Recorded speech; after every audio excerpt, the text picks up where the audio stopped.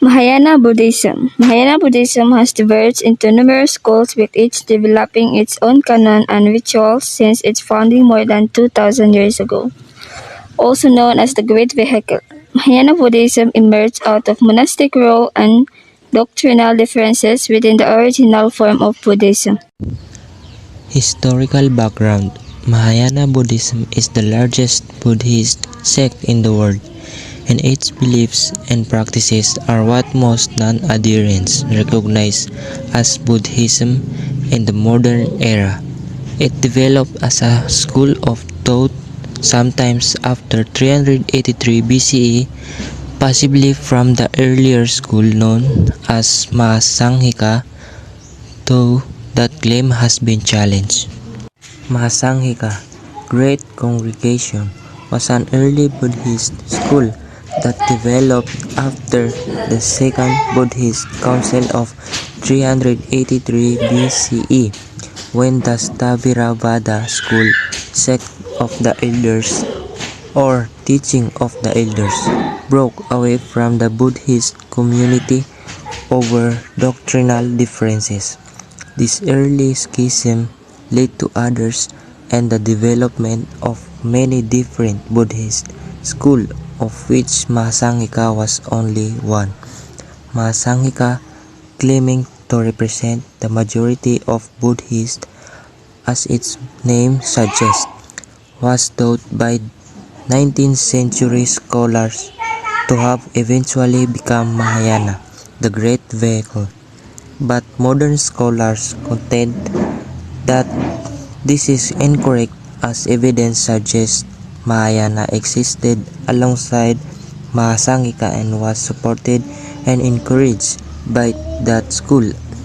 How and why Mahayana Buddhism developed is a question still debated by scholars and Buddhist theologians.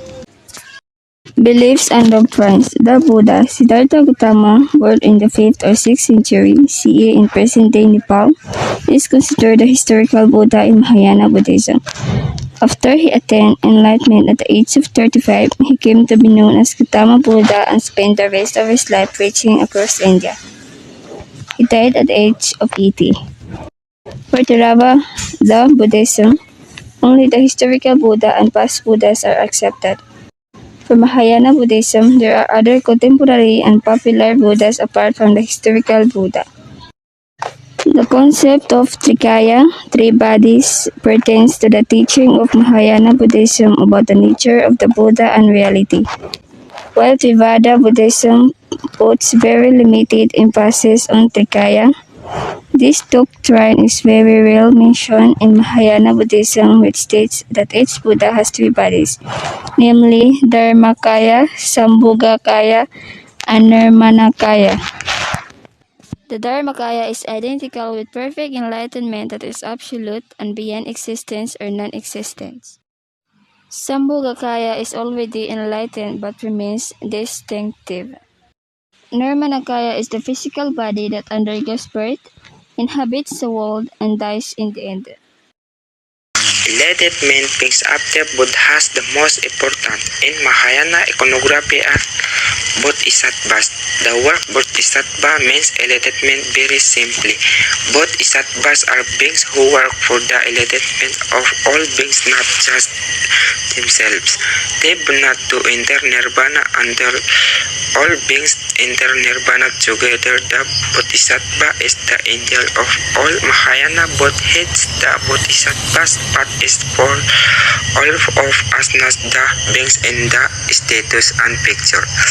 Mahayana Buddhists take Bodhisattva both to save all beings. Mahayana Buddhism has four other principal Bodhisattvas, namely Avalokiteshvara, the most revered and most popular Buddhist deity among all Bodhisattvas, being the purification of perfect composition, probably representing in Buddhism the sun god Vishnu of the older Hinduism, Manjur, the embodiment of wisdom, intelligence and willpower, Siddhigarbha, the one who helped in liberate all sentient beings residing in hell.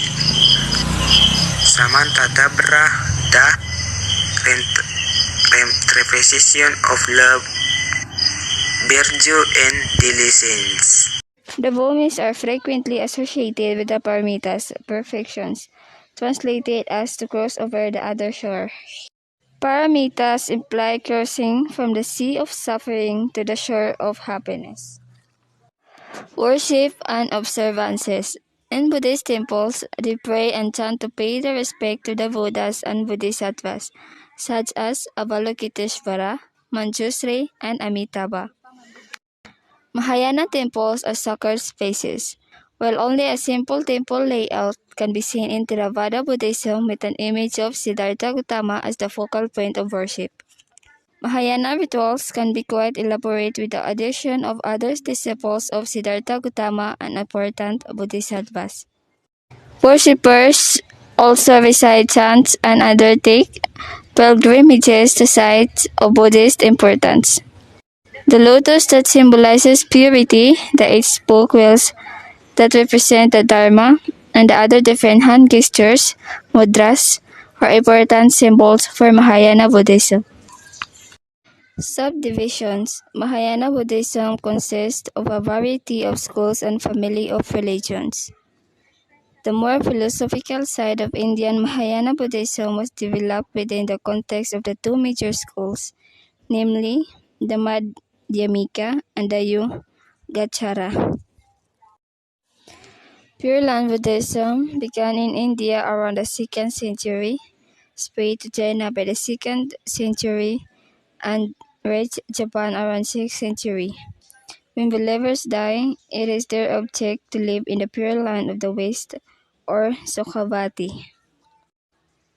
In Japan, by simplifying Sikh practices, such as those done by the monk Honin in the 12th century, this attract many followers to the Sikh Hudu Buddhism or Hudu Shu, the Pure Land school, founded in 1175. An offshoot of Pure Land Buddhism is the Zen Buddhism or Hudu Shinshu, through Pure Land School, founded by another Japanese monk, Senran, during the 13th century. The Intuitive Sects. The Intuitive Sects emphasize that salvation is a personal matter and one cannot receive assistance from other entities, such as another person and institution, to realize the inner truths of religion. In China, it came to be known as Chan.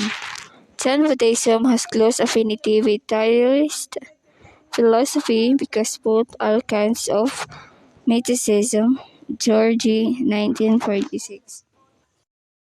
In Japan, it reaches its peak with the development of Zen, which is a blend of Indian Mahayana Buddhism and Taoism.